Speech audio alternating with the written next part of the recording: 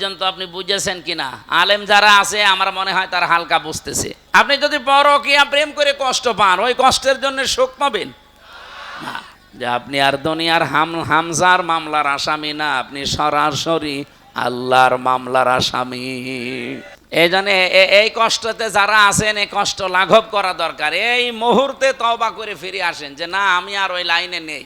কিন্তু মানুষ যদি এই পৃথিবীতে একটা শান্তি পায়, সুখ পায়, কিন্তু এই সুখটা যদি হয় অবৈধ সুখ, তারে একটা অবৈধ সুখ ভোগ করার কারণে দুনিয়া আখেরাত মিলে আল্লাহ তাকে কমপক্ষে 10টা অশান্তি, অকল্যাণ, অপমান, অপদস্থ এর ভেতরে তাকে ফেলবেই। কি বুঝলেন বলেন তো এখান থেকে এই দুইটা আয়াত? এবার আসেন আমরা বাস্তবে নিয়ে যাই। আমার কষ্টটা সত্যিই কি আল্লাহর জন্য হয়েছে? আমার কষ্টটা কি রাসূলুল্লাহর বিধান মানতে গিয়ে হয়েছে? আমার কষ্টটা কি এই দুনিয়াতে মানবতার পক্ষে থাকতে গিয়ে হয়েছে? এই 3 কারণের বাইরে যদি কোনো মানুষ কষ্ট পায়, ওই কষ্টের কারণে যে সে সুখ পাবে, শান্তি পাবে, স্বস্তি পাবে, নিরাপত্তা পাবে, এ কথা কোরআনে নেই। বহু মানুষ আছে পরকীয়া প্রেম করে কষ্টে আছে। আমি এই যে পর্যন্ত বললাম, বলেন এ পর্যন্ত আপনি বুঝেছেন কিনা? আলেম যারা আছে আমার মনে হয় তারা হালকা বুঝতেছে। আপনার কষ্ট হওয়া লাগবে আল্লাহর জন্যে, রসুলের জন্যে, মানবতার জন্যে। আপনি যদি পরকীয়া প্রেম করে কষ্ট পান, ওই কষ্টের জন্য সুখ পাবেন না। এই জন্য এই কষ্টতে যারা আছেন, এই কষ্ট লাঘব করা দরকার। এই মুহূর্তে তওবা করে ফিরে আসেন যে না, আমি আর ওই লাইনে নেই।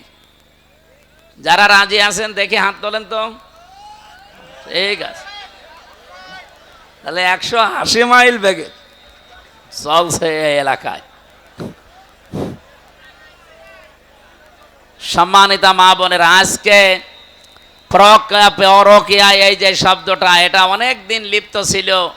যে কথাটা তুলছিলাম আপনাদের সামনে, তাহলে আপনাকে কষ্ট পাওয়া লাগবে ওই 3টা কারণে। তাহলে দুনিয়াতে আপনি মাস্ট বি 10টা শান্তি, সুখ, কল্যাণ পাবেন। আখিরাত মিলে কত পাবেন এটা আল্লাহ ভালো জানে, আমি জানি না। দ্বিতীয়বার দেখবেন আয়াতটা আল্লাহ আবার রিপিট করেছেন, ফাইন্না মাআল উসরি ইসরা। কিন্তু মানুষ যদি এই পৃথিবীতে একটা শান্তি পায়, সুখ পায়, কিন্তু এই সুখটা যদি হয় অবৈধ সুখ, তারে একটা অবৈধ সুখ ভোগ করার কারণে দুনিয়া আখেরাত মিলে আল্লাহ তাকে কমপক্ষে 10টা অশান্তি, অকল্যাণ, অপমান, অপদস্থ এর ভেতরে তাকে ফেলবেই। কি বুঝলেন বলেন তো এখান থেকে এই দুইটা আয়াত? আপনি যদি অবৈধ কোনো সুখ ভোগ করেন দুনিয়ায়, তাহলে একটা সুখের কারণে কমপক্ষে 10টা লাঞ্ছনা, গঞ্জনা, অপমান, অপদস্থ, অকল্যাণ, এগুলো আপনার জীবনে ভোগ করা লাগবে 10টা। এর উপরে কত আছে আমি জানি না, আল্লাহ জানে। এবার আপনি বাস্তবে বাংলাদেশের সাথে মিলান। বহু মানুষ এই দেশে অবৈধ সুখ ভোগ করেছে বিভিন্ন ক্ষমতার মসনদে বসে। সুখটা তাদের বৈধ ছিল না, কারণ আপনি সুখ বৈধভাবে ভোগ করতে হলে মানুষের স্বীকৃতি লাগবে। অন্তত অন্য 54 বছরের অন্য হলো বাদে দিলাম, এই 3 টার্মে যেহেতু আমি নিজে উপস্থিত। মক্কা মদিনার পরে সবচাইতে প্রিয় শহর আমার কাছে কুষ্টিয়া। এটা আমার জন্মের জায়গা।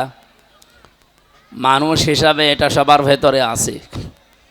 নবীজি যেদিন মক্কা ছেড়ে চলে যাচ্ছিলেন, যে জায়গায় গিয়ে আর দেখা যায় না মক্কাকে, এরকম একটা জায়গায় দাঁড়িয়ে বলছিলেন, কাবা খুব ভালোবাসি তোমাকে, কিন্তু তোমার নিষ্ঠুর সন্তানরা আমাকে তোমার খেদমতে আর থাকতে দিল না, আমি আবার আসব। কি বলেছিলেন বলেন তো? আর একবার বলেন, কি বলেছিলেন? এ কথা কেন বললেন? কারণ তিনি ছিলেন মাজলুম। মাজলুম কোনো মানুষ যদি সত্যিই বিদায় নেয়, এই মানুষকে আল্লাহ তার জায়গা মতো আবার ফিরিয়ে নিয়ে আসে, এটা আল্লাহর ওয়াদা। সূরা কসসের একটু কষ্ট করেন, 1 ঘন্টা 10-15 মিনিট মতো বলবো ভাই, আমার শরীরের অবস্থা এবং একটা চাপ মাথার ওপর, আপনারা জানেন। সারা দিন সেই ফজরের পর থেকে রাত 8টা পর্যন্ত মানুষের পেছনে এই ঘোরাঘুরি করা, এতে কত কঠিন কাজ এখন নিজে টের পাচ্ছে। আসলে বাস্তবতা অনেক কঠিন। আমরা তো ছিলাম এই যে অবিখা ওয়াজ করে খেতাম, এখন এমন একটা দায়িত্ব সংগঠন চাপিয়ে দিয়েছে মাথার উপরে, এ রাত নেই দিন নেই, শরীর পারলেও যাওয়া লাগবে, না পারলেও যাওয়া লাগবে, কঠিন অবস্থায় আছে। ইন্নাল্লাযী ফারাদা আলাইকাল কুরআনা লারাদ্দুকা ইলা মাআদ, এটা কোরআনের আয়াত 20 নম্বর পারায় আছে, সূরা কসস 85 নম্বর আয়াতের প্রথম অংশে আল্লাহ জানিয়েছেন অবশ্যই কোরআনের আইন মানা ফরজ। হে নবী, আপনি আজকে এখান থেকে চলে যাচ্ছেন কোরআনের জন্যে, যে মানুষগুলো আপনাকে এখানে টিকতে দিল না, আমি গ্যারান্টি দিলাম লারাদ্দুকা ইলা মাআদ, এই জায়গায় আপনাকে আমি অবশ্যই ফিরিয়ে নিয়ে আসব। আমি তাফসীর পড়তে গিয়ে আয়াতের ব্যাখ্যায় দেখেছি বিশ্বনবীকে আল্লাহ ফেরত নিয়ে এসেছিলেন মাত্র 10 বছরের ব্যবধানে। কয় বছর? এবং তিনি এসেছিলেন বীরের বেশে। বিজয় হওয়ার পরে তিনি এসে শুধু মদিনা না, মক্কা না, পুরা আরব জাহান তিনি শাসন করে গেছেন। এই পৃথিবীতে তিনি দেখিয়েছেন। আমি এখান থেকে যেটা শিক্ষা দিতে চাই, মানুষ আজ যারা মাজলুম অবস্থায় টিকে থাকতে পারে না নিজের এলাকায়, তাদেরকে আল্লাহ অবশ্যই বীরের বেশে ফিরিয়ে নিয়ে আসবে। এই আয়াতটাকে শুধু 1500 বছর আগেই ছিল না, এখনো আছে। কিয়ামত পর্যন্ত এই আয়াতের সাথে যাদের বাস্তব জীবন মিলবে, প্র্যাকটিক্যাল লাইফ যাদের মিলবে, অবশ্যই তাদের আল্লাহ ফেরত নেবে। কিন্তু আছে না? বলেন না কেন? কি কিন্তু? কি কিন্তু? কোনো জালেম যদি বিদায় নেয়, ও কিয়ামতের আগে আর ফিরে আসে না, এটা ফাইনাল। আপনারা জানেন 511 বছর হয়ে গেল। 511 বছর আগে একবার পালিয়েছিল লক্ষণ সেন, ওই এখনো আজ পর্যন্ত ফিরে আসেনি। ও আর ফিরে আসার সম্ভাবনা আছে? কোথায় আছে? শ্মশানে। আমরা এই কয়েক বছরের ভেতরে যাদেরকে পালিয়ে যেতে দেখলাম, একটাও কি আজ পর্যন্ত ফিরে এসেছে? তাহলে আমাদের যেটা গেল তারে নিয়ে যারা আশায় থাকেন যে না আপা আসবে, তাহলে কোরআন শরীফ তো মিথ্যা হয়ে যাবে। কারণ আপা তো আর মাজলুম হয়ে যায়নি, গেছে জালেম হয়ে। এ পর্যন্ত ঠিক আছে। যারাই পালিয়ে যায় আপনি দেখবেন একটাও মাজলুম যেগুলো গেল আমাদের সামনে, এর আগে ইতিহাস তো বাদ দিলাম, অধিকাংশগুলোই জালেম না মাজলুম? সব জালেম। ওইদিকে আশরাফ ঘানি, এরপরে এই যে কয়েকদিন আগে গেল যেটা আসাদ, বাশার আল আসাদ, আমাদের এটা নাম নেওয়া কেমন যেন লাগে, ও মহিলার নামও নিতে চাই না। যারাই গেল এগুলো আর আসতেছে না, আর আসবেও না। সুতরাং এই আশায় গুড়ে বালি, আপনারা ধান্দা বাদ দেন। বেশি ঝামেলা করবেন যতটুকু আছেন, এর উপরে আবার এই লতিফ সিদ্দিকের মতো আবার গলায় ফাঁস পড়বে। ওই কারো সে হাওয়াতে ফুলবেন না, কারণ যারা হাওয়া দিয়ে ফোলায় ওরাই লাথি দেয়। ফুটবলকে একদিন একজন জিজ্ঞাসা করছে, ভাই তুমি এত লাথি খাও কেন? যে তোমারে দেখে খালি লাথি দেয়। আমি পরের পামে ফলি, মানুষ আমারে হাওয়া দিয়ে ফোলায়, তো আমি তো নিজে ফলতে পারি না। সুতরাং মানুষ যখন ফোলায় ওই সেই আমারে লাথি দেয়। সুতরাং আপনি নিজে যখন ফুলতে পারেন না, ফুলবেন না। অন্য কেউ হাওয়া দেবে আর আপনি ফলবেন আশায় বুক বেঁধে, সে জামানা শেষ হয়ে গেছে। এই দেশে 36শে জুলাই যারা ঘটিয়েছে, এটা শুধুমাত্র কয়েকজন ছেলে মেয়ে না, সারা বাংলাদেশের সব মানুষ তাদের সাথে ছিল। এমনিতেই ছোটখাটো কোনো বিষয় নিয়ে মনোমালিন্য হতেই পারে, কিন্তু এ বিষয়ে একমত দেশে যারা সত্যি জালেম ছিল, যারা অন্তত 3232 জন মানুষ অলরেডি তার সাথে জড়িত, 40,000 মানুষ এখনো হাসপাতালের বেডে, বাড়িতে কাতরাচ্ছে, এখনো অনেক ঘাস শুকিয়ে যায়নি। আর আপনি আন্দাজে আশা করেন কি করি? আপনি কি মরে গেছেন? আপনার বিবেকে কি মরে গেছে? এই জন্য আশা করছি, ওই রকম আশা আমরা যেন আর কেউ না করি। আগামীতে করলে যতটুকু আছে আবার আজাবুল বুলডোজার নাজিল হয়ে দেখা যাচ্ছে 32-33 হয়ে যাবে। এখনো যে কটা কবর মবর আছে ওগুলোও কিন্তু 33 করে ফেলবে মানুষ। এখনো রাগ গেছে? বলেন, জালেমদের প্রতি রাগ আপনার যদি শেষ হয়ে যায়, আল্লাহ বলেন আমি জালেমদের ওপরে যার এগিয়ে আছি এটা জীবনেও শেষ হবে না, কারণ আমি নিজে জালেমের বিরুদ্ধে মামলা দায়ের করব। আলা তাহসাবান্নাল্লাযীনা ইন্নামাস সাবিলু আলাল্লাযীনা ইয়াযলিমুনান নাস ওয়া ইয়াবগুনা ফিল আরদি বিগাইরিল হক ইলা আখিরি আয়া। সূরা শুরার 42 নম্বর আয়াতের ভেতরে আছে, অবশ্যই আমি আল্লাহ নিজে মামলা দেব, কেস করব তাদের বিরুদ্ধে যারা মানুষ হয়ে মানুষের উপরে অত্যাচার করেছে। শুধু করেছে আল্লাহ এমন দেননি, ইয়াজলিমুন এটা মজারে, বর্তমান ভবিষ্যৎ, প্রেজেন্ট ফিউচার। আল্লাহ পাক যদি বলতেন ইয়াজলিমুন আল মুসলিমুনা, যারা মুসলমানদের উপরে অত্যাচার করে বা করবে, তাহলে আয়াতটা আমি পড়তাম না। আল্লাহ দিয়েছেন ইয়াজলিমুন আন নাস। বলেন তো, হিন্দু কি মানুষ না? আরো জোরে বলেন, খ্রিস্টান মানুষ না? এ পৃথিবীতে মানুষ পদবাচ্চে যারাই বিবেচিত, তাদের উপরে যদি কেউ জুলুম করেন, অত্যাচার করেন, তার অধিকার নষ্ট করেন, আপনি লিখে নিতে পারেন আপনি আল্লাহর মামলার আসামি। আমি তো কোরআনের আয়াতের এই চোখ লাগিয়েছি, বাস্তবে দেখতে পাচ্ছি আমার এই দেশে বহু মানুষ এখন অলরেডি আল্লাহর মামলার আসামি হয়ে বসে আছে। বুঝে বলছেন তো ঠিক নাকি? নিজের ওয়াজ আবার নিজের ওপরে পড়ে না যেন। আপনি টের পাচ্ছেন আমি কি বললাম? আপনি যখনই দেখবেন আপনার দ্বারা মানুষের অধিকার নষ্ট হচ্ছে, তার হক নষ্ট হয়, তার উপরে জুলুম হয়ে যায়, নির্যাতন হয়, আপনি ভেবে নেন, চিন্তা ভাবনা করে বিশ্বাস করতে পারেন যে আপনি আর দুনিয়ার হামজার মামলার আসামি না, আপনি সরাসরি আল্লাহর মামলার আসামি। এবার একটা গোপন তথ্য বলছি, এইদিকে তাকান। এই ওঠাওঠি করে কারা গো? একটু বসেন ভাই, ঘন্টা খানিক সময় দেন। পরিচিত একটা আয়াত বলছি, আপনি দেখবেন একটা তথ্য এখানে আছে, ইন্না মাআল উসরি ইসরা ফাইন্না মাআল উসরি ইসরা। আল্লাহ পাক বলেন অবশ্যই কষ্টের সাথে সুখ, না কষ্টের পরে সুখ? কষ্টের সাথে। যদিও এখন বাংলা আমরা যেগুলো অনুবাদ করা দেখি, এখানে কষ্টের পরে লিখে দিয়েছে, আরবিতে বাদ মানে পরে, এ শব্দটা কোরআনে এখানে নেই। এখানে আছে মা, মা মানে সাথে, সঙ্গে। আল্লাহ জানাতে চেয়েছেন অবশ্যই কষ্টের সাথেই সুখ। এতটুকু যদি বাংলা অর্থ হয়ে যেত, সত্যি কথা বলছি, আয়াত নিয়ে আমিও ভাবতাম না।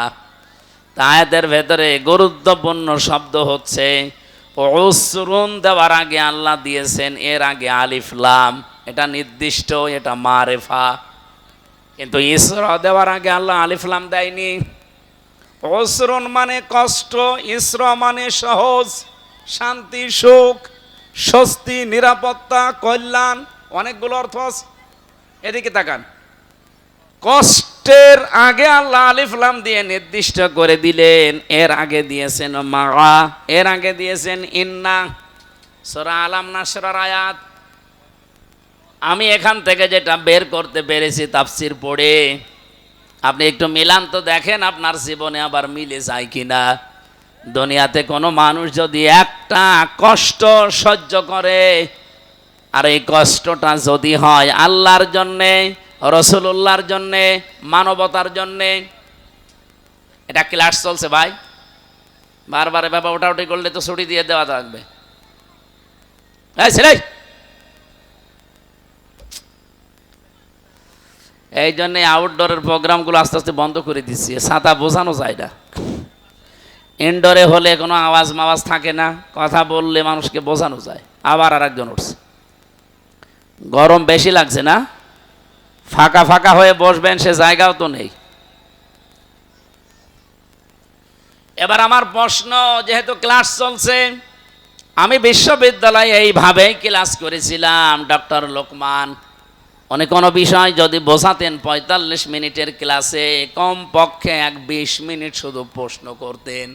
এই জন্য একবার প্রশ্নের দ্বারা যেটা বোঝা যায় জীবনে ওটা মানুষ ভোলে না। আমি ক্লাস নেওয়ার ট্রেনিং তো জানি, এই জন্য ওই ট্রেনিং খাটাচ্ছি, আপনাদের ওপরে অ্যাপ্লাই করছি। আপনার কষ্টটা আপনি পেলেই হবে না। কষ্ট যদি আপনি আল্লাহর জন্য পেয়ে থাকেন, রাসূলুল্লাহর জন্য পেয়ে থাকেন, মানবতার জন্য পেয়ে থাকেন, এই তিনটা কারণের যে কোনো একটা কারণে যদি দুনিয়ায় কেউ কষ্ট পায়, তার একটা কষ্টের সাথে শোক আছে কয়টা? যেহেতু ইসরা এটা অনির্দিষ্ট না কেরা, কমপক্ষে তো তিনটা আছে। সর্ব ঊর্ধ্বে আপনি 70টা পর্যন্ত, 700 পর্যন্ত পাবেন। কোরআনে কারীম জানিয়েছে, মান জাবিল হাসানাতি ফালাহু আশরু আমসালুহা লিহা। এই পৃথিবীতে কোনো মানুষ যদি একটা ভালো কাজ করে, এই একটা ভালো কাজের জন্য কমপক্ষে তারে 10টা নেকি দেওয়া হয়। একের বদলে কয়? আরো জোরে বলেন। তাহলে এই জায়গায় আপনি একটা কষ্ট যদি সহ্য করেন দুনিয়ার জীবনে, কমপক্ষে দুনিয়া আখেরাত মিলিয়ে আপনাকে আল্লাহ 10টা কল্যাণ, শান্তি, সুখ এটা তো দেবেই। ঊর্ধ্বে যত দেবে এটা আল্লাহর ব্যাপার, নিম্নে এটা দেবেই। এবার আসেন আমরা বাস্তবে নিয়ে যাই। আমার কষ্টটা সত্যিই কি আল্লাহর জন্য হয়েছে? আমার কষ্টটা কি রাসূলুল্লাহর বিধান মানতে গিয়ে হয়েছে? আমার কষ্টটা কি এই দুনিয়াতে মানবতার পক্ষে থাকতে গিয়ে হয়েছে? এই তিন কারণের বাইরে যদি কোনো মানুষ কষ্ট পায়, ওই কষ্টের কারণে যে সে সুখ পাবে, শান্তি পাবে, স্বস্তি পাবে, নিরাপত্তা পাবে, এ কথা কোরআনে নেই। বহু মানুষ আছে পরকীয়া প্রেম করে কষ্টে আছে। আমি এই যে পর্যন্ত বললাম, বলেন এ পর্যন্ত আপনি বুঝেছেন কিনা? আলেম যারা আছে আমার মনে হয় তারা হালকা বুঝতেছে। আপনার কষ্ট হওয়া লাগবে আল্লাহর জন্যে, রসুলের জন্যে, মানবতার জন্যে। আপনি যদি পরকীয়া প্রেম করে কষ্ট পান, ওই কষ্টের জন্য সুখ পাবেন না। এই জন্য এই কষ্টতে যারা আছেন, এই কষ্ট লাঘব করা দরকার। এই মুহূর্তে তওবা করে ফিরে আসেন যে না, আমি আর ওই লাইনে নেই। যারা রাজি আছেন দেখে হাত তোলেন তো। ঠিক আছে, তাহলে 180 মাইল বেগে চলছে এই এলাকায়। সম্মানিতা মা বোনেরা, আজকে পরকীয়া এই যে শব্দটা, এটা অনেক দিন লিপ্ত ছিল। আমি নাম নিলাম না। চাষির সাথে নাউজুবিল্লাহি মিন যালিক মনোমালিন্য হয়ে গেছে, রাগ আর কন্ট্রোল করতে পারে নাই চাষি। শেষ পর্যন্ত ব্লেড দিয়ে ওই ভাতিজার জায়গা কেটে দিয়েছে। এবার কাজ যা করবি কর। এখন এই যে জায়গা কেটে দিলেও একই কষ্ট পাচ্ছে না? এই কষ্টের পরেই তো সুখ আসতেছে। ওকে আল্লাহর জন্য কষ্ট পিস, রসুলের জন্য, মানবতার জন্য না। কিসের জন্য?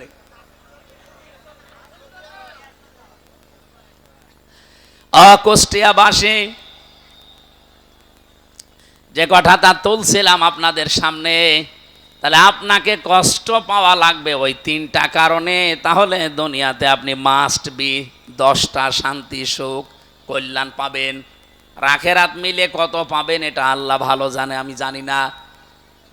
দ্বিতীয়বার দেখবেন আয়াতটা আল্লাহ আবার রিপিট করেছেন, ফাইন্না মাআল উসরি ইসরা। কিন্তু মানুষ যদি এই পৃথিবীতে একটা একটা শান্তি পায়, সুখ পায়।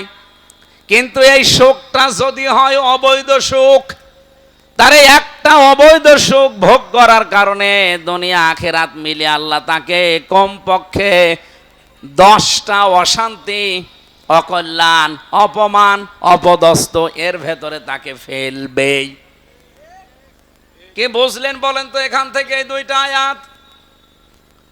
আপনি যদি অবৈধ কোনো সুখ ভোগ করেন দুনিয়ায়, তাহলে একটা সুখের কারণে কমপক্ষে 10টা লাঞ্ছনা, গঞ্জনা, অপমান, অপদস্থ, অকল্যাণ এগুলো আপনার জীবনে ভোগ করা লাগবে। 10টা, এর উপরে কত আছে আমি জানি না, আল্লাহ জানে। এবার আপনি বাস্তবে বাংলাদেশের সাথে মিলান, বহু মানুষ এই দেশে অবৈধ সুখ ভোগ করেছে বিভিন্ন ক্ষমতার মসনদে বসে। সুখটা তাদের বৈধ ছিল না, কারণ আপনি সুখ বৈধভাবে ভোগ করতে হলে মানুষের স্বীকৃতি লাগবে।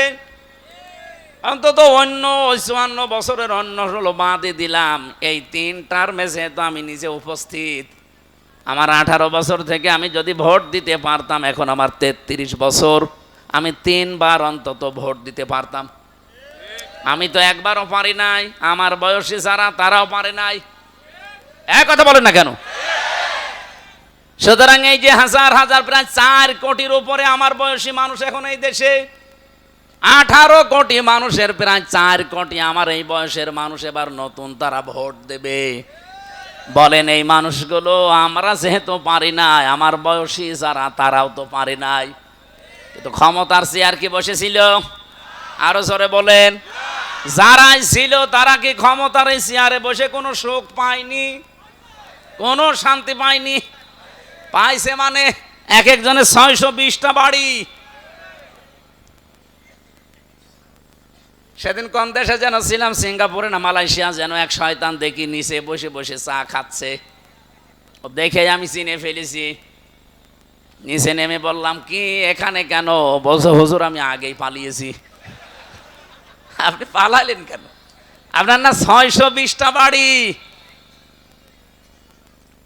সেই সমস্ত বাড়ি তো এই দেশেও আছে, মালয়েশিয়াতে তার সাহেব পাড়া আছে, সিঙ্গাপুরে বানিয়েছে বিভিন্ন ফ্ল্যাট কিনে কিনে, নিজে থাকে না, সব ভাড়া দেওয়া, তালা লাগানো। বলছে না আমরা এখন ওই সাহেব পাড়ায় যেতে পারি না। বাংলাদেশের 20 লক্ষ মানুষ এই দেশে কাজ করে, যদি আমার এভাবে প্রকাশ্যে খোলামেলা দেখতে পাই, পিটিয়ে ভর্তা বানিয়ে ফেলবে। এই জন্য চুরি করে আসি, কেউ জানে না। আপনি আমার জন্য দোয়া করেন। দোয়া ওজনে দোয়া আসে, ওজনে কি আসবে? বদদোয়া। একটা বাড়ি আমার বাবার আমি থাকতে পারি না, 6 মাস থাকি রাস্তায় রাস্তায়। আরো 620টা বাড়ি বানিয়েছে শয়তান। ও থাকবে কবে? ও কিয়ামত পর্যন্ত হায়াত পেলেও তো এত বাড়ি থাকা সম্ভব না। কি আপনি চিন্তা করেন তো, একটা বাড়িতে আমার দাদা গেছে বিদায় হয়ে, বাবা গেছে, এখন আছে, আমিও আছি, তাই থাকতে পারি না। 1 বছরে 12 মাসের প্রায় 6 মাস রাস্তায়, 2-3 মাস বাইরের দেশে, আর এই বাকি সময়টা বাড়ি থাকা। একটা বাড়িতে এত পূর্বপুরুষ বিদায় নিল, আমিও চলে যাব। আর কি শান্তি পেয়েছে চেয়ারে বসে। 620টা বাড়ি বানিয়েছে, একটাও থাকতে পারে না, সব তালা লাগানো। এ দেশের বিভিন্ন জায়গায় যেগুলো বানিয়েছিল জনগণ সব গুড়িয়ে দিয়েছে, আর বাইরের দেশের যেগুলো, ওগুলো ভাড়াও কেউ নেয় না, কেউ জিজ্ঞাসা। এমন কঠিন কষ্টে আল্লাহ তাদেরকে রেখেছে। আমার নিজের দেখা, এক একটা হোটেলে থাকে 20,000, 50,000, 1 লাখ টাকা ভাড়া। মর এবার জমানো টাকা দিয়ে কয়দিন চলবেন এভাবে জেলখানার মতো? বাইরে তো আসতে পারেন না, একটা ঘরের ভেতরে 24 ঘন্টা আপনার তালামালা। আমারে রেখেছিলেন ফাঁসির কন্ডেম সেলে, তালা লাগানো। আপনিও আছেন প্রায় কন্ডেম সেলেই, শুধু ভালো খাবার পাচ্ছেন তাই। আমারে মোবাইল দিতেন না, খাবার দিতেন না ভালো, আর আপনি ওইগুলো একটু পাচ্ছেন। এই বাকি আমি যা ছিলাম আপনি ওই রকমই আছেন। আমি যে কথা এ কোরআন থেকে নিয়ে আসতে চাই, যেহেতু কোরআনের কোনো কথা মিথ্যা নেই, 100% সত্য না 98%? তাহলে দুনিয়াতে কেউ যদি অবৈধ শান্তি পান, একটা সুখ ভোগ করেন, আপনাকে কষ্ট ভোগ করা লাগবে কয়টা? যেন আগামীতে কেউ যেন অবৈধ কোনো সুখ শান্তি দুনিয়ায় আর ভোগ করতে না পারেন, সেই ব্যবস্থা এদেশের মানুষের করা লাগবে। খালি ঠিক বলি চিল্লালেন, কি বললাম, কতদূর বাঁশ গেল টের পেয়েছেন? ঠিক আছে। সুতরাং বাস্তবতা, আমরা নিজেরা অন্যায় করব না, অন্যায় কেউ করবে আমরা বেঁচে থাকতে আমি মেনেও নেব না। হয় অন্যায় বন্ধ হবে, না আমাদেরকে বিদায় করা লাগবে। কথা বলেন না কেন? জুলাই যোদ্ধা যারা আপনি দেখেছেন, তারা প্রশাসনের গুলির সামনে দাঁড়িয়ে বলেছিল, হয় মেরে ফেলেন, নাই তো বাড়ি যাব না। এদেশের মানুষ যেহেতু এখন সচেতন, অন্যায় করে জীবনও আপনি টিকে থাকতে পারবেন না। এই জন্য যারা আছে কাজে আছেন, কাজটা যেন অবৈধ না হয়ে যায়, যেন জুলুম না হয়। যদি জুলুম এবং অবৈধর ভেতরে পড়ে যায়, আপনি চর্মচোখে দেখতে পাচ্ছেন যে 1 বছরে তো বহু টাকার মালিক হয়ে গেছি, এ টাকা জীবনও আপনার হাতে থাকবে না, এ তো যাবে আর ও নিজের বাবারটাও যাবে। আমার কুষ্টিয়াতে আমার আসনে দেখলাম বহু মানুষে 1 বছরে বহু কিছুর মালিক হয়ে গেছে আল্লাহর নামে। একজনই চাঁদা তুলেছে কয়েক কোটি টাকা, বলেন সুবহানাল্লাহ। আবার মুসলমান চাঁদা তোলার পরে উনি আবার কি করবে, যে রবিউল আউয়াল মাস আরম্ভ হয়ে গেছে, এটা কি মাস? রবিউল আউয়াল মাস আসলেই তো মানুষ নবীজির নামে কি করে, মিলাদ দেয় না? এলাকায় মিলাদ নেই? এই যে মিলাদ দেয়, মিলাদ মানে বেলাদুন থেকে যা এসেছে, এর বাংলা অর্থ হচ্ছে জন্ম বৃত্তান্ত। তাহলে যারা এই এলাকায় বিভিন্ন বাড়িতে মিলাদ দেন, রসুলের জন্ম নিয়ে আলোচনা করেন, এটা খারাপ না, আপনি করেন, কিন্তু না।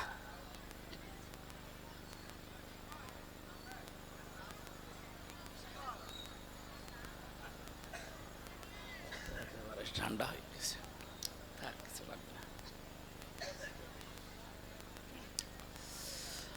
কুষ্টিয়াবাসী, মিলাদ থেকে যে শিক্ষাগুলো ইতিহাসের কিতাবে আছে, সিরাতের কিতাবে আছে, আপনি আর রাহিকুল মাখতুম পড়েন, সিরাত ইবনে হিশাম পড়েন, সিরাত বিশ্বকোষ পড়েন, নবী রহমত পড়েন, মানবতার বন্ধু মোহাম্মদ রাসূলুল্লাহ পড়েন। আমি প্রায় 13টা গ্রন্থ পড়া শেষ করে এইটা পেয়েছি মিলাদে। মিলাদ যদি কেউ পড়তে চান, দিতে চান, তারে কমপক্ষে 27টা শিক্ষা নেওয়া লাগবে। একটাও নেয় না, আন্দাজে মিলাদ পড়ছে, ইয়া নবী, ভাই যা শুরু হয়ে গেছে। এবার আসেন তো একটা শিক্ষা নিয়ে যাই। এই রবিউল আউয়াল মাসে বিশ্বনবী দুনিয়ায় যেহেতু এসেছিলেন, উনি আসার পরে যেই মহিলার দুধ তিনি পান করেছিলেন, সর্বপ্রথম ওই মহিলার নাম উম্মে আইমান। কি নাম? এ মহিলার দুধ তিনি পান করলেন। দ্বিতীয় নম্বরে এই পৃথিবীতে নিজের মা ছাড়া আর একজন মহিলার দুধ তিনি পান করেছিলেন, তার নাম হালিমাতুস সাদিয়া রাদিয়াল্লাহু তাআলা আনহা। হযরতে হালিমা নিজে মুখ দিয়ে বলছেন, আমি নিজে এসে এই চাঁদের মতো ফুটফুটে সন্তানটাকে বুকে তুলে নিলাম, ডান স্তন তারে দিলাম, সে পান করেছে, বাম স্তনে মুখ লাগিয়েছি, তিনি মুখ বের করে নিলেন। 1 বার 2 বার 3 বার মুখ লাগালাম, 3 বারে তিনি মুখ বের করে দিলেন। চোখের ইশারা দিয়ে আমাকে যেন জানাতে চায়, মা হালিমা জোর করেন কেন? ডান স্তন আমারে দিয়েছিলেন, আমি তো পান করেছি, এটা আমার অধিকার, হক। বাম স্তন আমি জানি আপনার সন্তান আছে আর একটা, তার নাম আব্দুল্লাহ, সেও আমার বয়সী। এ পৃথিবীতে আমি ভাইয়ের হক নষ্ট করার জন্য আসি নাই, এসেছি ভাইয়ের হক দুনিয়ায় ফিরিয়ে দেওয়ার জন্যে। খোকসাবাসী শুধু শোনার পরে ঠিক জি সুবহানাল্লাহ বলার জন্য বলি নাই, কি বুঝলেন বলেন এখান থেকে? যেই নবী মায়ের কোলে বসে ভাইয়ের হক ফিরিয়ে দেয়, নষ্ট করে না, সেই নবীর উম্মত আমরা। যত বড় হচ্ছি, দিন যত যাচ্ছে, ভাইয়ের হক মারার জম হচ্ছে। অনেকে বনের সম্পদ দিতে চান না, বলে এটাও আবার দেওয়া লাগবে। যদিও মাঠেরটা দিয়ে দেয়, বাড়ির সম্পদ দিতে চায় না, বলে ভিটার ভাগও দেওয়া লাগবে। দেওয়া লাগবে মানে তোমার জন্ম দিয়েছে তোমার বাবা, আর ওইটাকে ডাউনলোড করে নিয়ে এসেছে। সাহাবায়ে কেরামের জীবন থেকে আপনি বলছি, তারা নিজের সম্পদগুলো নিজেরা যখন ভাগ করত, এই যে মেরাজ বন্টন করত, মাঠের জমি বলেন বাড়ির জমি বলেন, এটা তো দিয়েই দিত। এমনকি খাবার খাওয়ার জন্য যে গ্লাস প্লেট, যে রান্না করার হাঁড়ি পাতিল, এইটা পর্যন্ত ভাগ করে দিয়ে দিত। এরকম মানুষ এই খোকসায় আছে। খালি মাঠের জমি হালকা পাতলা দেয়, তা অধিকাংশ মেরিয়ে দেয়। এই কথা বলে না কেন? এইটা আমি আজ 9 দিন আগে এসেছি মক্কা মদিনা থেকে, প্রায় 25 জন আমরা একসাথে। কয়েকজনের খবর আমার কাছে আছে, পাশের থানা না, এই পাশের জেলা না, ঝিনাইদহ মাগুরা, এখান থেকেও কয়েকজন ছিল। কয়েকজনের খবর আমি নিজে যেহেতু ছিলাম দেখেছি। বনের জমি জাল দলিল করে বা ফাঁকি দিয়ে, তারে না দিয়ে নিজের নামে করে ওইটা বিক্রি করে উনি ওমরায় যাচ্ছে। আর বনকে বলে এসেছে, তোর জন্যে কাবা শরীফে দোয়া করে দেবো, যা। কিয়ামত পর্যন্ত যদি ওমরা করে, ওর ওমরা কবুল হয়ে বসে আছে। বাংলাদেশে আসা দূরের কথা, জেদ্দার বিমানবন্দরও আসবে না। হ্যাঁ, নামের আগে আপনি হাজী সাহেব উপাধি পাবেন, মানুষ আপনাকে আলহাজ বলে ডাকবে, এতটুকু শেষ। আর আসার সময় ওই জমজমের পানি আর খেজুর নিয়ে এসে মন মতো খাবেন, এই শেষ। কিচ্ছু হয়নি, কারণ জমি যেটা দেননি ওটা দেওয়া ছিল ফরজ, আর যেটা করে এসেছেন ওমরা, এটা ছিল নফল। তামাম পৃথিবীর কতগুলো নফল এক জায়গায় করলে একটা ফরজ হয়? কথা বলছেন তো নাকি? আমি তো অন্ধ? তামাম পৃথিবীর কতগুলো সুন্নত এক জায়গায় করলে একটা ফরজ হয় না? সুন্নত সব এক জায়গায় করলে একটা ফরজের দাম যেহেতু হয় না। আপনি যেটা করে আসলেন ওমরা, এটা কি সুন্নত ছিল না ওমরা নফল ছিল? একটা নফল করতে গিয়ে আপনি ফরজ জিনিস বাদ দিয়ে দিয়েছেন। অথচ রবিউল আউয়াল মাসের মিলাদের শিক্ষা ছিল এইটা, যে ভাইয়ের হক ফিরিয়ে দেন। এটা নবীর জন্মের কাহিনী না? এক কথা বলেন। বিশ্ব নবী নিজে যেটা করেছিলেন, তার দোদ ভাই আব্দুল্লাহর জন্যে, নবীজি শুধু দোদ ভাইয়ের জন্য করেননি, এটা শুধু দোদ ভাইয়ের সাথে আচরণ করে আমাদের জানিয়ে দিলেন, আল মুসলিম ও আখুল মুসলিম। দোদ ভাই হোক আপন ভাই হোক, পৃথিবীর যত মুসলমান সব ভাই ভাই। সুতরাং তাদের অধিকারও যেন নষ্ট না হয়, তাদের হক যেন নষ্ট না হয়, সচেষ্ট থাকবা। এইটার নাম মিলাদ। এই মিলাদ যদি বাংলাদেশে চলতো, এই দেশে চাঁদাবাজি হতো। আমি কি বেশি বলে ফেললাম? উনি ভাইয়ের হক ফিরিয়ে দিচ্ছেন, মায়ের স্তনে দুধে মুখ লাগায় না। আর কত মানুষ আছে অবৈধ ইনকাম করে চাঁদাবাজি করে মিলাদ দিচ্ছে। যে আপনি টাকা পেলেন কোথায় ভাই? বসে চাঁদার টাকা, দোয়া করেন। কোথায় আছি আমরা? আমি যে কথা তুলতে গিয়ে পর্যন্ত এসেছি, তার নাম জুলুম। তার নাম কি? কোন মানুষ যদি সত্যি জুলুমকারী হয়ে যায়, অত্যাচারী হয়, এই মানুষ ফিরে গেলে ফিরে আসবে এমন গ্যারান্টি আর নেই। এরা যদি দুনিয়ায় কোনো অবৈধ সুখ শান্তি একটা ভোগ করে, তার এগেনস্টে দুনিয়া আখেরাত মিলে তাকে আল্লাহ অশান্তি, দুঃখ, দুর্দশা, লাঞ্ছনা, গঞ্জনা, অপমান, অপদস্থ, অকল্যাণ, 33টা অর্থ আছে। আপনাকে আমার আল্লাহ কমপক্ষে 10টা ভোগ করাবেই। আমি নাম ধরেই বলছি, হাসিনা এই 15 বছরে বহু অবৈধ সুখ সে পেয়েছে, অবৈধ শান্তি ভোগ করেছে। এই কথা বলেন না কেন? জনগণের রায় না নিয়ে গেলেই সেটা অবৈধ হবে। সুতরাং অবৈধ ক্ষমতা পেয়ে যারাই শান্তিতে ছিলেন, তারা লিখে নিতে পারেন দুনিয়া আখিরাত মিলে 10টা, একটা সুখের কারণে 10টা করে অশান্তি ভোগ করবেন। তাহলে কেবল শুরু। এ 15 বছরে যারা জান্নাতে ছিলেন তাদের অশান্তি, অপমান, অপদস্থ, অকল্যাণ কেবল শুরু। এক একটাই যদি 10টা হয়, 15 বছরে যারা 15টা সুখ পেয়েছে, 10-15 কত হয়? 150টা অশান্তি ভোগ করবেন দুনিয়ায়, অপমান হবেন 150 বার, অশান্তি ভোগ করবেন 150 বার, অকল্যাণ পাবেন, অস্বস্তি হবে আপনার জীবনে, তারপরে সুখের মুখ চোখে থাকবেন। আমি মনে হয় মূল কথা যেটা সেটা বলতে পেরেছি, আপনি বুঝেছেন তো? আমরা আগামীতে কোনো অবৈধ সুখ ভোগ করতে চাই? আমরা যদি সুখ ভোগ করি, শান্তি ভোগ করি, এটা কার জন্য বলেন তো?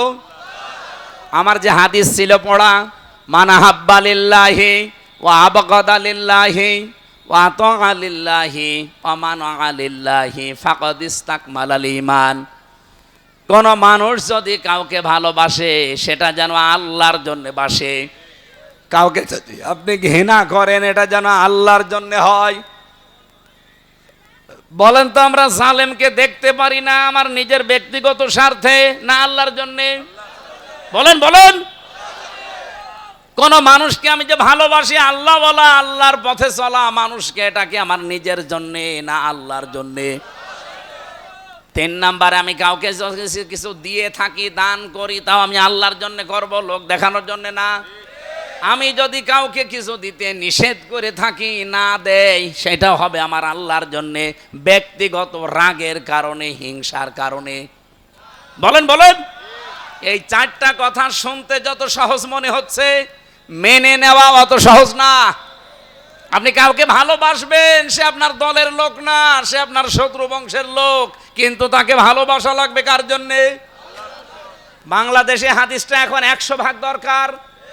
এই কথা বলছেন? কাউকে ঘৃণা করলে আপনি ব্যক্তিগত স্বার্থে না, গোষ্ঠীগত স্বার্থে না, দলীয় স্বার্থে না, আল্লাহর জন্য ভালোবাসা লাগবে, ঘৃণা করা লাগবে। যে তোরে আমি দেখতে পারি না কারণ তুই আমার আল্লাহ বিরোধী। আমি আপনাকে কিছু দেব, দান করব, এটা আমার শুধুমাত্র আল্লাহর জন্য হওয়া লাগবে।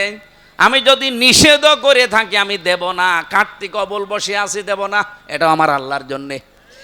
নবীজি বলেন ফাকাদ ইসতাকমালাল ঈমান, সে যেন তার ঈমানকে পরিপূর্ণ করে নিল। বলেন সুবহানাল্লাহ। এই হাদিস মানার সময় এখন 100 ভাগ এসে গেছে। আমি সহ যারা শুনলাম, এই বাংলাদেশে হাদিসটা মেনে আমাদের ঈমানকে যেন পরিপূর্ণ করে নিতে পারি। বলেন আমিন। তাহলে নবীজি মক্কা থেকে মদিনায় যে হিজরত করেছিলেন, জালেম অবস্থায় না মাজলুম? এই জন্য আল্লাহ গ্যারান্টি দিয়েছিলেন, লা রাদ্দুকা ইলা মাআদ, আপনাকে আমি ফেরত নিয়ে আসবো। কিন্তু যারা জালেম হয়ে বিদায় নেয় তাদের ফেরত নিয়ে আসবে আল্লাহ, এ কথা কোরআনে আছে, হাদিসে আছে, ইতিহাসে পেয়েছেন। তাহলে আন্দাজে বুক বাঁধেন আশায় কোন কারণে? কি বলতে চাই আপনি বুঝে ফেলেছেন, এই জন্য আমি নিচে নামলাম না। সুতরাং সব ওই মিথ্যা আশা, মিথ্যা আকাঙ্ক্ষা বাদ দেন, যেটা বাস্তবের সাথে মেলে সেই দিকে আসেন। জালেমরা এই পৃথিবীতে, বিশেষ করে বাংলার মাটিতে, আর ফেরত আসতে পারবে না। আর কেউ যদি জালেম হয়, যে অবস্থা আমাদেরকে শিখিয়েছে 36শে জুলাই, কেউ না জালেম যদি আগামীতে তৈরি হয়, সে টিকেও থাকতে পারবে না ইনশাআল্লাহ। দল মত জাতি বর্ণ ধর্ম নির্বিশেষে আজকের অনুষ্ঠানে এসেছেন আমি জানি। আজকে বহু হিন্দু এখানে আছে। আমি আজকে আসর থেকে মাগরিব পর্যন্ত একটা অনুষ্ঠানে ছিলাম, কুষ্টিয়া ত্রিমোহনী। এরপরে গণসংযোগ করার জন্য আমার এই এলাকার মানুষেরা প্রায় 50-60 জন পেছনে নিয়ে গেল। আমার মনে হয় 500 দোকান যদি ওই বাজারে থাকে, 50টা দোকান দাদা বাবুদের। হিন্দু পেয়েছি, কারণ তার চেহারা দেখলেই তো বোঝা যাচ্ছে যে হিন্দু। এখানে আমার মনে হয় বহু মানুষ এলাকায় যদি হিন্দু বসবাস করে থাকে, তারাও এসেছে কোরআনের জন্য, কারণ কোরআন শরীফ শুধু মুসলমানদের জন্য না। কি কথা বলেন? হাদা বায়ানুল লিন্নাস হুদাল লিন্নাস, মানুষ পদবাচ্যে যারা বিবেচিত তাদের জন্য আল্লাহ কোরআন দিয়েছেন। এই জন্য আপনি যদি মানুষ হয়ে মানুষের উপরে জুলুম করেন, আপনি কিন্তু আর দুনিয়ার মানুষের টার্গেট না, আপনি টার্গেট কার? আপনি সরাসরি আল্লাহর মামলার আসামি। আমরা যেন এরকম দুর্ভাগ্যে পড়ে না যাই, খুব সচেতন থাকা লাগবে। আমার দ্বারা কারো অধিকার যেন, হক যেন নষ্ট না হয়। আল্লাহ মেনে চলার সুযোগ করে দাও, বলেন আমিন। দরুদ সালাম পাঠ করছি কারণ এটা রবিউল আউয়াল মাস। এ মাসটা 1 বছর পরে এসেছিল, দেখতে দেখতে চলেও যাচ্ছে। কিন্তু যেগুলো নিয়ে এসেছিল আমাদের কাছে, আমরা ওগুলো নিতে পারি না। খালি জিলাপি, খেচুড়ি আর ইয়া নবী সালাম আলাইকা শেষ। এর জন্যে আসে, ওই যে বললাম না, এরকম শিক্ষা দিতে আসে। দ্বিতীয় নম্বরের শিক্ষা হচ্ছে, নবীজি এই মাসে দুনিয়াতে আসার পরে তিনি যেখানেই গেছেন সেখানেই আল্লাহ রহমত দিয়ে ভরে দিয়েছেন। হযরতে হালিমা বলেন যে এই গাধা বা খচ্চর নিয়ে এসেছিলাম, এটা নিজেই নড়তে পারে না। আমি আস্তে আস্তে সবার পেছনে পড়ে গেছি। আমি নিজে মক্কা থেকে সেই জায়গায় গিয়েছিলাম, 100 কিলোমিটার তায়েফ। এখন তো পাহাড়ে রিং রোড করা, এভাবে ঘুরতে ঘুরতে ওঠা যায়। 1500 বছর আগে হযরতে হালিমা যখন এসেছিলেন তায়েফ থেকে, এই পাহাড়ি এলাকায় এই শহরটা, ওই সময় তো আর রিং রোড ছিল না, সিঁড়ি দেওয়া ছিল না। পাথর ধরে ধরে কত কষ্ট করে এসে আমি আসতে আমার দেরি হয়ে গেছে। সবাই দেখি ধনের দোলাল দোলালি ছাড়া তাদেরকে নিয়ে চলে গেছে।